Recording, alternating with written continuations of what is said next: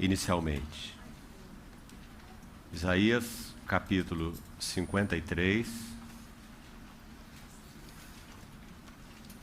verso 5.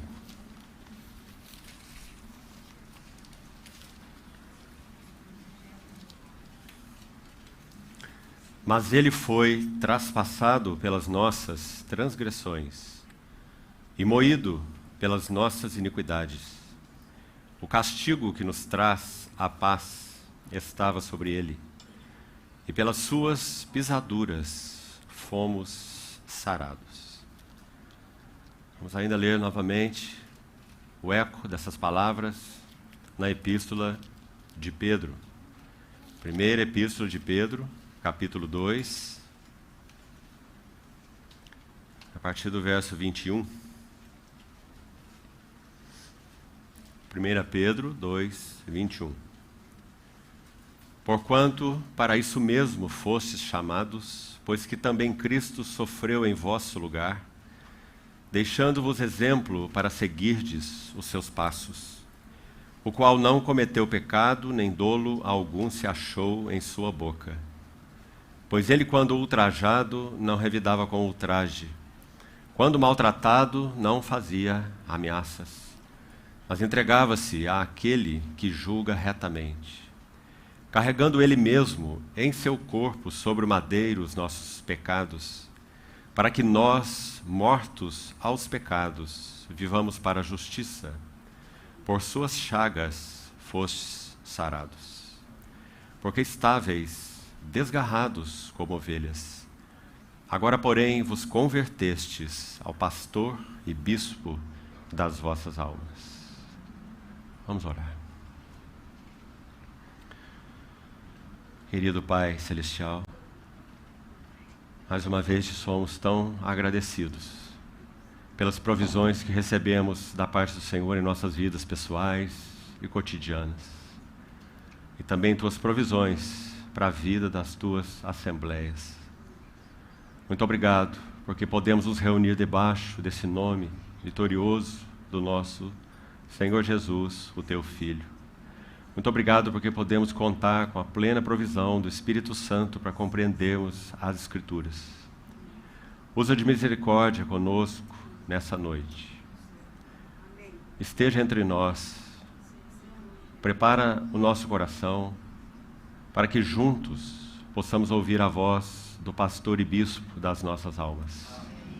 Assim nós entregamos a Ti nossas vidas e esse tempo de comunhão. Em nome do Senhor Jesus é que pedimos isso. Amém. Meus amados irmãos, ontem, quando demos o primeiro passo nesse assunto dos fundamentos da vida interior, nós iniciamos falando sobre a solitude, diferenciando de solidão. Solidão é a ausência de pessoas e muitas vezes ela é involuntária. Solitude é uma busca deliberada de estar a sós com Deus. Mais do que isso, solitude significa que, ao nos colocarmos deliberadamente a sós com Deus, nós queremos nos expor à Sua palavra.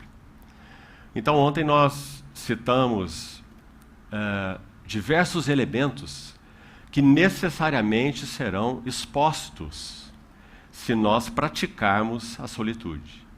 Então, por favor, não entenda esse assunto da solitude como algo opcional na tua jornada e na tua história com o Senhor.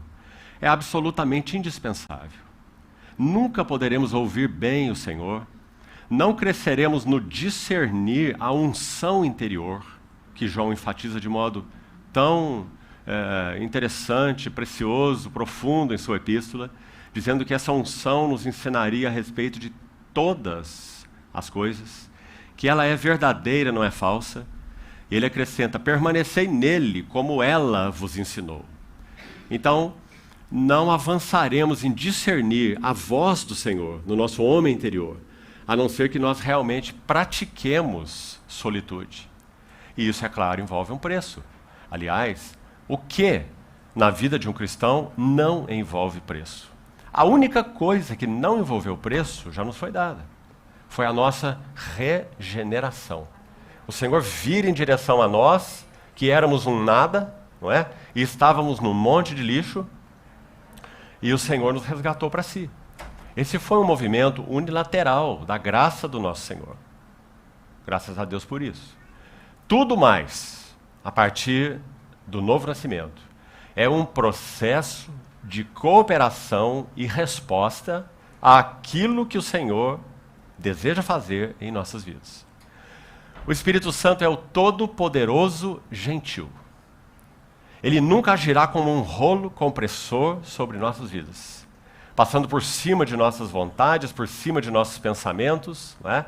Ele sempre agirá de modo a atrair-nos, convencer-nos, conquistar-nos, ele sendo Deus como é, soberano, permitindo inclusive que passemos por experiências algumas vezes dolorosas, algumas muito dolorosas, com finalidade didática. Jó chegou a essa conclusão. Aliás, quem disse isso foi Eliú para Jó. Eliú, naquele livro, representa o Espírito Santo.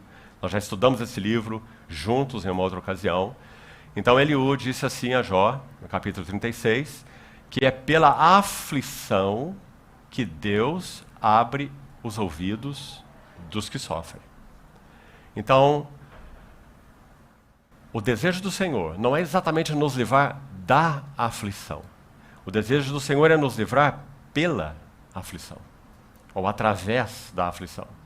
Então, nós não compreenderemos bem essas coisas. Viveremos vidas superficiais, tocamos ontem em vários desses aspectos, você certamente já o tem anotado aí, se não o tem, o terá através de gravação.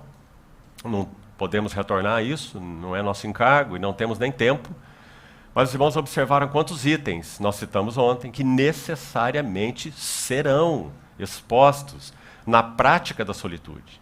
Porque nós estamos nos colocando diante daquele que é a luz, no qual não há treva nenhuma. E diante da palavra que é verdade. Envia, Salmo 43, novamente, que citamos ontem.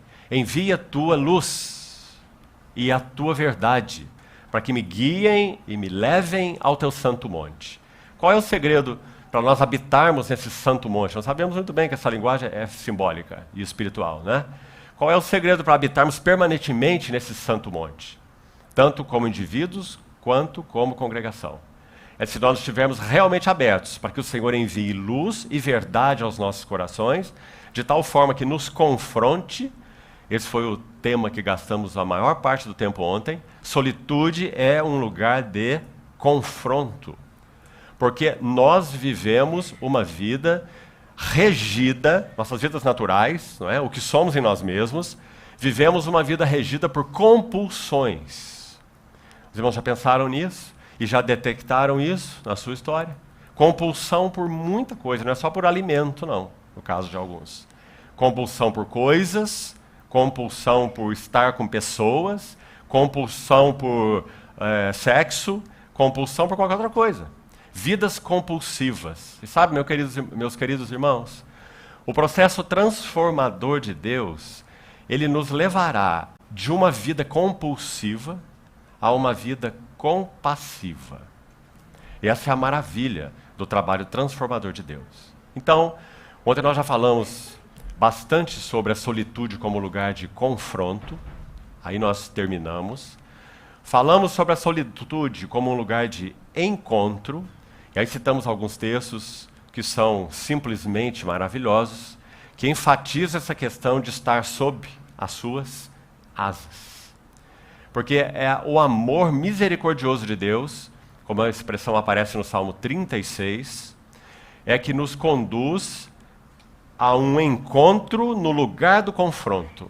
Porque se nós estivéssemos na solitude, expostos à palavra do Senhor, apenas confronto, sejamos sinceros, meus amados irmãos, mesmo que sendo feito pelas mãos do Deus que nós temos, nós ainda ficaríamos muito desencorajados. É como um pai que frequentemente dissesse ao filho: você não entende, você não obedece, você não faz, você isso, e você não, e não, e não. Não é? Então é claro que é extremamente necessário que o Senhor confronte nossas almas. Mas também é necessário que nesse confronto nós sejamos encontrados por aquele que nos coloca debaixo das suas asas. Não é verdade que na disciplina de nossos filhos, porque nós somos pais naturais, especialmente quando geramos nossos filhos, nós éramos jovens, mesmo que cristãos, não é?